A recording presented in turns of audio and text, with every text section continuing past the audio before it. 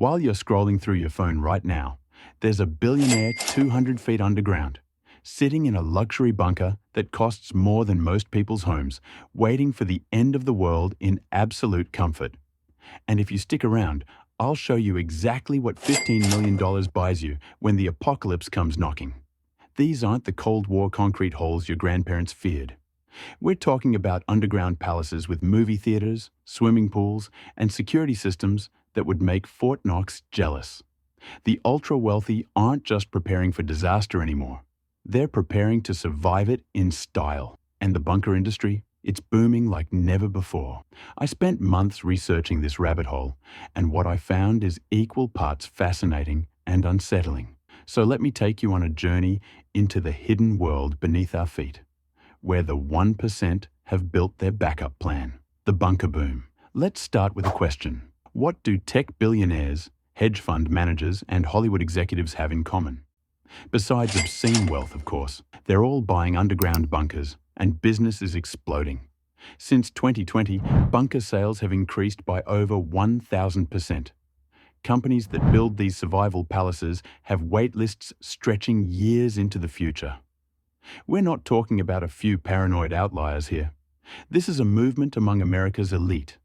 Rising S Company, one of the largest bunker manufacturers in Texas, reports that their average order has jumped from around $500,000 to over $3 million. And at the ultra-luxury end, companies like Vivos and Atlas Survival Shelters are selling spots in communal bunker complexes for $35,000 to $5 million per family. But here's where it gets really wild. The Survival Condo Project in Kansas took a decommissioned nuclear missile silo and converted it into luxury condos. These aren't cramped survival shelters. Each unit ranges from $1.5 million for a half floor to $4.5 million for a full floor penthouse. And yes, I said penthouse, underground. Let that sink in. The silo goes 15 stories down into the earth and houses only 12 families. Every single unit sold out before construction even finished. There's now a second silo being developed to meet demand, inside the luxury. So what does $15 million get you in the apocalypse? Picture this. You descend in a high-speed elevator, pass through blast doors designed to withstand a nuclear explosion, and step into what looks like a 5-star resort that just happens to be buried under a mountain. Your bunker features a full gourmet kitchen with top-tier appliances, a master suite with king beds, premium linens, and en-suite bathrooms with heated floors and rainfall showers. Multiple bedrooms for family and staff, because of course you're bringing staff. But we're just getting started. These bunkers come with home theaters equipped with Dolby Atmos sound systems and 4K projection, indoor pools and hot tubs, fully equipped gyms with cardio and weight training equipment. Some even have rock climbing walls because why should the end of the world mean the end of your fitness routine? The really high-end bunkers include libraries, wine cellars that hold thousands of bottles, gun ranges for security training, and medical bays with surgical equipment and MRI machines. Yes, MRI machines. Underground. One bunker in California features a simulated outdoor space with LED screens displaying forests and beaches, complete with circadian lighting that mimics the sun's natural cycle. The psychological impact of living underground for extended periods is real, so these bunkers create artificial nature. The food situation is equally excessive. These facilities don't stock canned beans and rice. We're talking hydroponic gardens growing fresh vegetables, fish farms raising tilapia and salmon, and food storage capable of feeding a family for 5 years or more. Some bunkers employ private chefs who prepare meals using only the finest stored ingredients. See, the technology. But luxury amenities are just the surface. The real marvel is the technology keeping these underground cities running.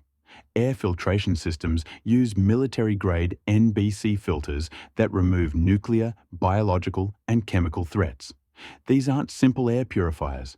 They're sophisticated systems that can keep the air inside cleaner than a hospital operating room while nuclear fallout rains down outside. Power comes from multiple redundant sources.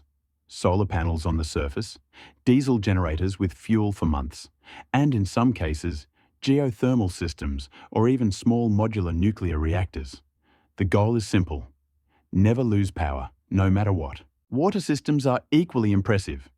Deep wells tap into underground aquifers, with filtration and recycling systems so advanced they can turn wastewater back into drinking water that exceeds EPA standards. Some bunkers store hundreds of thousands of gallons as backup. Security makes these places practically impenetrable. We're talking about walls made of reinforced concrete several feet thick, blast doors that weigh multiple tons, and exterior designs that look like ordinary buildings or natural hillsides. Surveillance systems monitor every approach with thermal imaging, motion sensors, and AI-powered threat detection. One bunker builder told me their standard security package includes a man-trap entrance where potential intruders can be trapped between two sets of doors, counter-surveillance systems that can detect drones or listening devices, and even non-lethal defense systems. And here's something most people don't consider: communication. These bunkers have satellite uplinks, encrypted communication systems, and server rooms that keep them connected to the outside world. Some of the tech executives are ensuring they can still run their companies from underground. The apocalypse apparently doesn't mean time off from work. Who's buying and why? So, who exactly is dropping millions on these underground fortresses? The buyers are a fascinating mix. Silicon Valley founders who made their fortunes in tech, private equity managers and hedge fund billionaires, celebrities who want privacy and security, even some politicians, though they're quieter about it. But here's what surprised me most in my research. It's not just the paranoid fringe anymore. These are rational, successful people who've simply done the risk assessment and decided that having a backup plan makes sense. What are they preparing for? The answers vary, but the threats they cite are surprisingly consistent. Climate catastrophe ranks at the top. As extreme weather events increase, some see bunkers as insurance against climate-driven social collapse. They're not worried about riding out a hurricane. They're worried about what happens when climate change makes certain regions uninhabitable and triggers mass migration. Economic collapse is another major concern. What happens if the financial system fails completely? If the dollar becomes worthless overnight?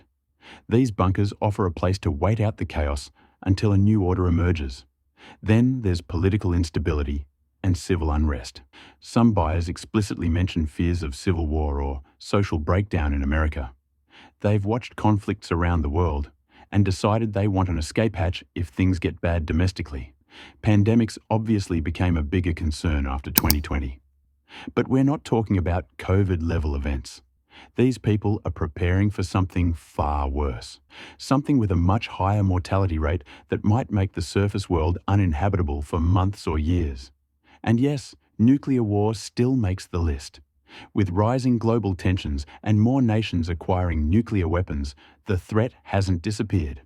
It's just moved down the priority list. The darker questions. But here's where this story takes a darker turn. And I want you to really think about this.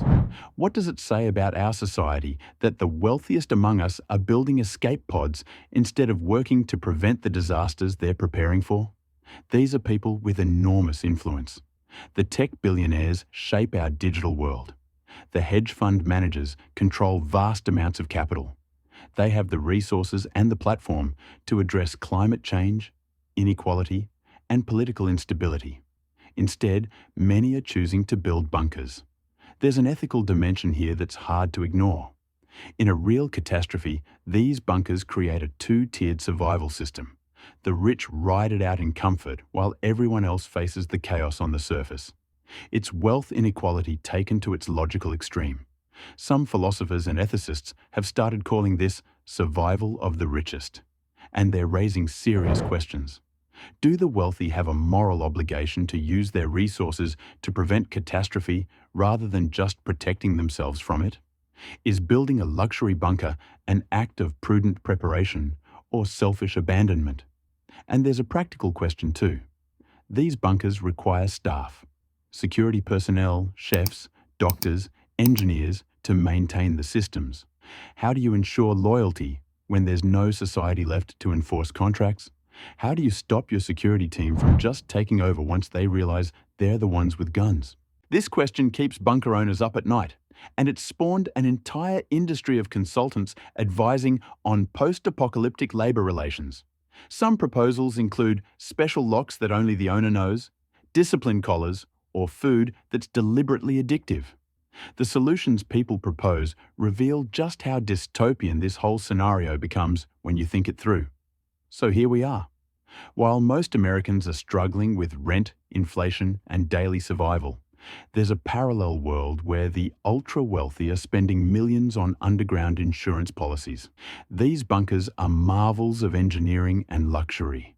They represent human ingenuity and our drive to survive no matter what. But they also represent something more troubling: a loss of faith in our collective future. An admission that some people believe society is heading toward catastrophic failure, and their response is to opt out rather than work to prevent it. The bunker industry will keep growing. More luxury shelters will be built. More billionaires will secure their spots underground. And the rest of us will be left wondering whether we should be doing the same, or whether all this effort and money could be better spent ensuring we never need these bunkers in the first place. Maybe the real question isn't what happens when disaster strikes. Maybe it's what it means that so many powerful people are certain disaster is coming, and their solution is to hide. If this video opened your eyes to a world you didn't know existed, hit that like button and subscribe so you don't miss the next deep dive. Drop a comment and tell me, if you had unlimited money, would you build a bunker, or would you spend it trying to prevent the need for one?